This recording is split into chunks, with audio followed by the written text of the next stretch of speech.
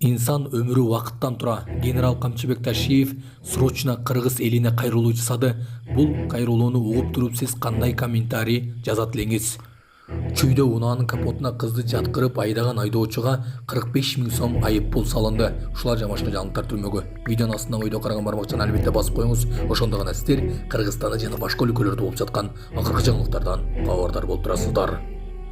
Урматтуу мусулмандар, урматтуу бир туугандар, урматтуу мекендештер, инсан өмүрү убакыттан турат.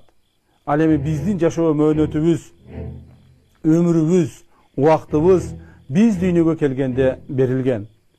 Биз аны күн сайын сарптап, жоготуп баратабыз. Кимдир пайдаланат, кимдир өмүрүн бекерге өткөрүп зыян көрөт.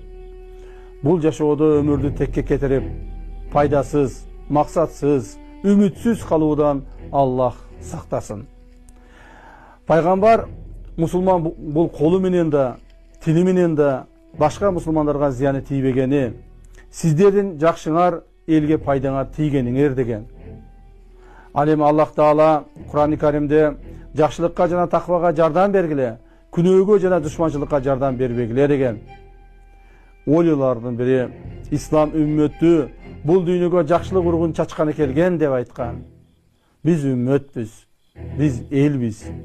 Жакшылыкта жана таквада бири-бирибизди колдоого, жардамдашууга тийишпиз. Кайдыгерлик, кенебестик бир жеке адамдын эмес, бүтүндөй бир элдердин, мамлекеттердин кыйроосуна алып келет. Ата үй бүлөсү жөнүндө, жетекчи колунда иштеген жумушчулары жөнүндө, падыша мамлекет, эли жөнүндө жоопкер. Бүгүн Кыргызстан эли бири-бирин жектебей, көр албастык кылбай, кайдыгер болбой, бөлүнбөй, биригүүгө муктаж.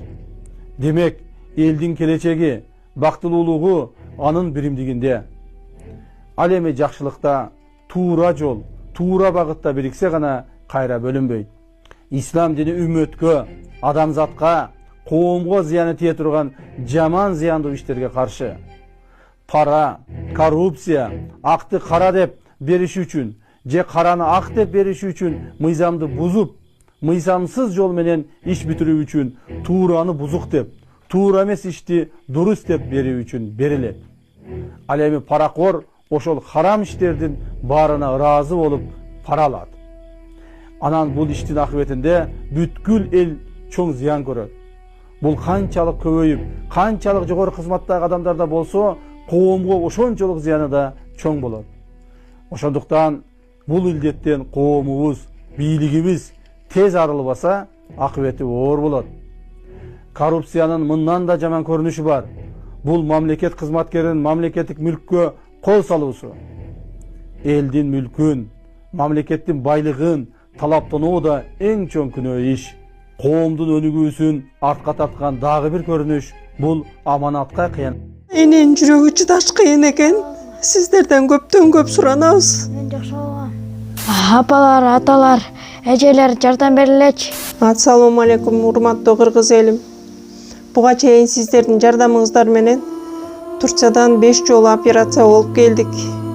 Эми 2026 жылы 6-чы операциябызга муктаж болуп турабыз. Сиздерден ошо $10,000 акчабыз жетпей турат. Сиздерден көптөн көп суранам. Баары өзүбүзгө караштуу, мошенниктерден эмеспиз. WhatsApp номерибизге да чалсаңыздар болот. Биздики баары баламдын видеосун да көргөзүп турам сиздерге. Сиздерден көптөн көп суранам. Баланын бир жери ооруса эненин жүрөгү ооруйт дегендей кыйналып кеттик. Азыркы мезгилде ушу тез арада бизге акча керек болуп турат.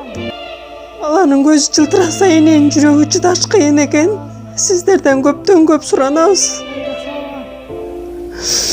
Баардык карталар өзүмө караштуу.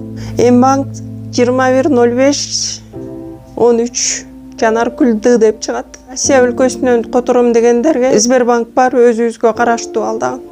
Баардыгыңыздардан жардам сурайбыз терең ыраазычылык менен.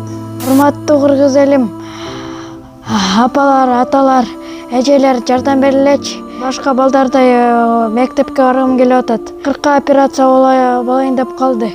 1 сомдон 10 сомдон да болсо жардам бериле. Анычы.